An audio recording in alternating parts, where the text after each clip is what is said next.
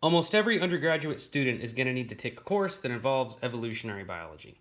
And in evolutionary biology, the main way that we talk about our ideas are with these things called phylogenies or cladograms. And what these are is basically a picture of an idea. So you can use a graph to represent how numbers might have to do with one another. And here we're going to use this picture to demonstrate how different groups are interrelated. And in these two phylogenies, we actually have the exact same information. In this phylogeny, we are showing that we have two lineages, D and E, and together they are sister to a lineage C. Lineages C plus D plus E are sister to B, and lineages B plus C plus D plus E are sister to A. And so in this picture, all 5 groups or lineages are related by this common ancestor right here.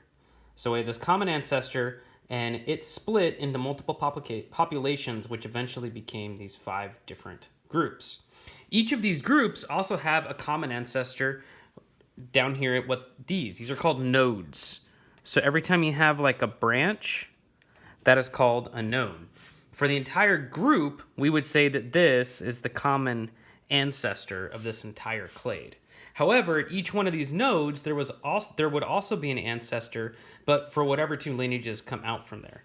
So the common ancestor of D plus E is at this node, whereas the common ancestor of C plus D plus E is at this node. This common ancestor existed longer ago than this common ancestor because this event happened after that one. But so although D and E share a common ancestor with C, the common ancestor of C plus D plus E is different, right there, than the common ancestor of just D plus E, which is right there. And so in this tree, those are relationships. D plus E is sister to C, C plus D plus E is sister to B, and B plus C plus D plus E are sister to A.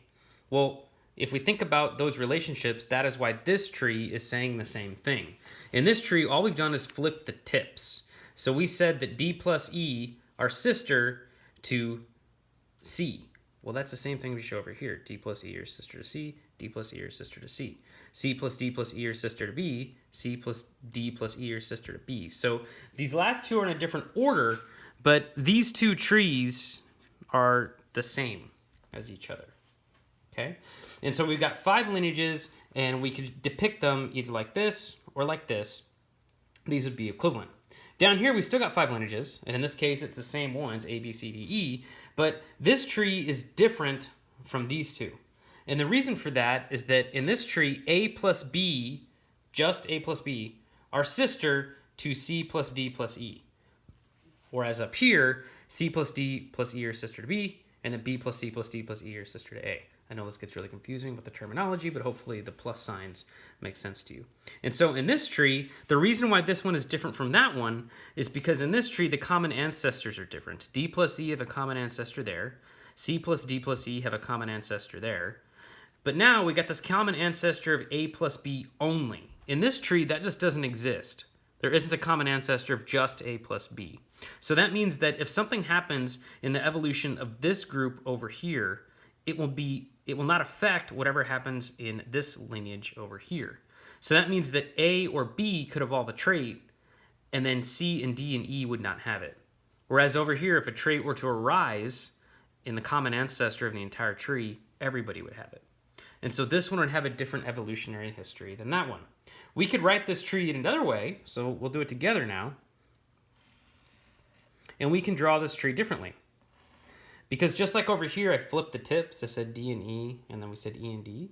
We can do the same thing down here. So we've got like this group with C, D, E, and this group with A and B. So I can put A and B over here, A, B, and I could put C, D, E over here, C, D, E. I just got to make sure I put them in the correct order. So down here, C is like the most ancient branch point, so that would still need to go there. And the D and E are up at the top. I could put D and E. I could also put E and D, and they'd be the same tree. And so these two are also the same. So you can draw phylogenies like in different ways, and they could still say the same information. Next, we can talk about characters and where those go on a phylogeny. And this is really like why you build a phylogeny, is if you want to understand why traits have evolved the way that they have, or if traits are the same or different in different organisms, you got to know about their evolutionary history. So in this example, I've got a bunch of character states. This is called a character matrix. We've got all of the same taxa, and now we have a table that shows who has different characters. In this case, there's 4 characters. And now we could go up and we can put where we believe they evolved. So the first character is inside of all 5 taxa. Like all 5 taxa have character 1. And in science, we're always going to assume that whatever is the simplest explanation is the most likely to be true. In this case, the most simplest explanation for character 1 is that it evolved one time and all of these lineages inherited it. So if we want to show that in this tree, we would say that character 1 would evolve like right there. And then after it evolved, A, B, C, D, E inherited that exact same trait. We would say that character 1 would be homologous in this case because everybody has the same trait from the same origin. Character 2 is inside of C, D, E, but isn't inside of A and B. So A and B don't have it, but C, D, E do have that trait. So again, we're going to assume it evolved one time, so character 2 would go right there. Next, we've got character 3, which is only inside of taxa B. Character 3 is only inside of taxa B. So we could put this in 2 different locations. We could put character 3 right there, and then taxa B would have it. The problem is that if we say that it evolves right here, then unless it was lost after B, C, D, and E should also have it. And so we're going to say that character 3 evolves in B, but it evolves right there. And if it evolves after the common ancestor of C plus D plus E, then that means that B would have it and nobody else would, and we don't have to say that anything was lost or gained other than this one event. So that's where we're going to put it. Character 4 is only inside of E, so we're going to put that right there. And so this is what we would say is the most parsimonious tree given this character matrix. This requires the fewest number of evolutionary events or evolutionary changes. So this doesn't have anybody losing anything after it's evolved. It only has a total of 1, 2, 3, 4 events in which some kind of evolutionary change happened. For the next one, we're going to go the other way around. So now we've got traits inside of the tree, and we're going to build this character matrix.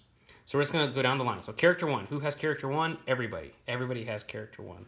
So we're going to say like X, X, X, X, X. I could also put like 1, 1, 1, 1, 1, indicating yes, they have it. And then a 0 would indicate they don't. Character 2. Character 2 is only inside of taxa B. So taxa A, character 2, nope. Character 2 is only inside of taxa B.